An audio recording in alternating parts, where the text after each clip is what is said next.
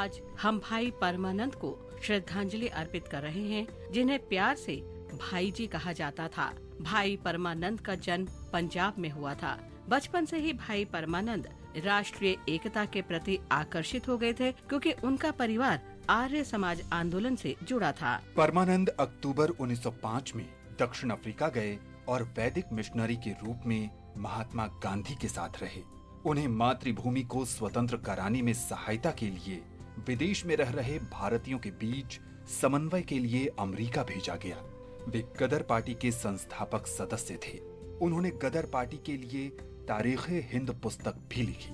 गदरी तुरे बजे चाविचों भारत याद फनावन लई कोई पे मर्द बजे चाविचों भारत लौटने पर उन्हें लाहौर षड्यंत्र केस में गिरफ्तार कर लिया गया।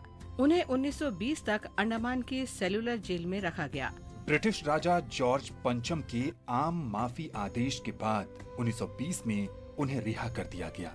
जब गांधी जी ने राष्ट्रीय शिक्षा कार्यक्रम शुरू किया तो उन्होंने भाई परमानंद से सहयोग का आग्रह किया। भाई परमानंद के शिष्यों में भगत सिंह भी शामिल थे। भाई परमानंद जाति प्रथा के उन्मूलन के समर्थक भी थे। उन्होंने आर्य समाज के अंदर जाति उन्मूलन आंदोलन आरंभ किया था। 8 दिसंबर 1947 को परमानंद का निधन हो गया।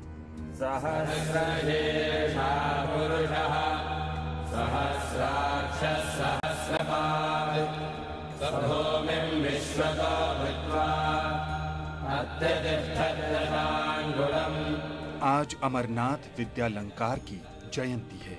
विद्यालंकार सामाजिक कार्यकर्ता और स्वतंत्रता सेनानी थे। उनका जन्म 1901 में अविभाजित पंजाब में हुआ था। विद्यालंकार की शिक्षा आर्य समाज शैक्षिक संस्था में हुई। शिक्षा पूरी करने के बाद विद्यालंकार असहयोग आंदोलन में शामिल हो गए।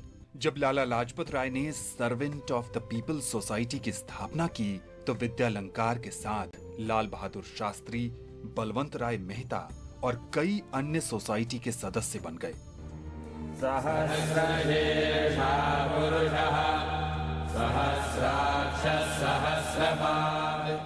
लाला लाजपत राय ने विद्यालंकार को लाहौर नेशनल कॉलेज में इतिहास पढ़ाने का दायित्व सौंपा, जहां भगत सिंह और उनके साथी भी पढ़ा करते थे। नेशनल कॉलेज बंद होने के बाद लाला लाजपत राय ने विद्यालंकार को हिसार भेजा, ताकि दूर दराज क्षेत्रों में अकाल पीड़ित लोगों की सहायता की जा सके। हरियाणा में उन्होंने मजदूर आंदोलन में महत्वपूर्ण भूमिका निभाई। गोलमेज सम्मेलनों की असफलता पर संपादकीय के कारण उन्हें 1931 में 2 वर्ष के लिए जेल भेज दिया गया। भारत छोड़ो आंदोलन के दौरान भी उन्हें 2 साल की जेल हुई। 1947 में विभाजन पर उन्होंने लोगों की सहायता के लिए बचाव दल बनाए। मातृभूमि के महान सपूत अमरनाथ विद्यालंकार की जयंती पर उन्हें श्रद्धांजलि। कभी कुछ ऐसी तान सुना। आज बालकृष्ण शर्मा की जयंती भी है। स्वतंत्रता सेनानी और हिंदी भाषा के कवि बालकृष्ण शर्मा का जन्म 8 दिसंबर 1897 को मध्य प्रदेश के शाजापुर जिले में हुआ था। वो कॉलेज की शिक्षा बीच में छोड़कर स्वाधीनता संग्राम में शामिल हो गए।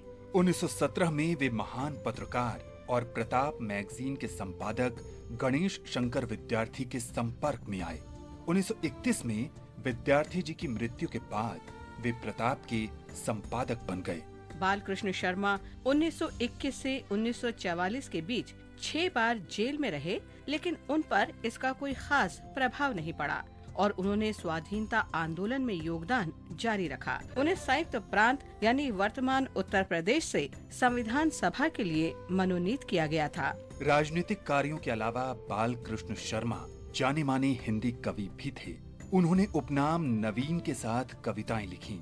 कुमकुम और उर्मिला उनकी प्रमुख कृतियां हैं।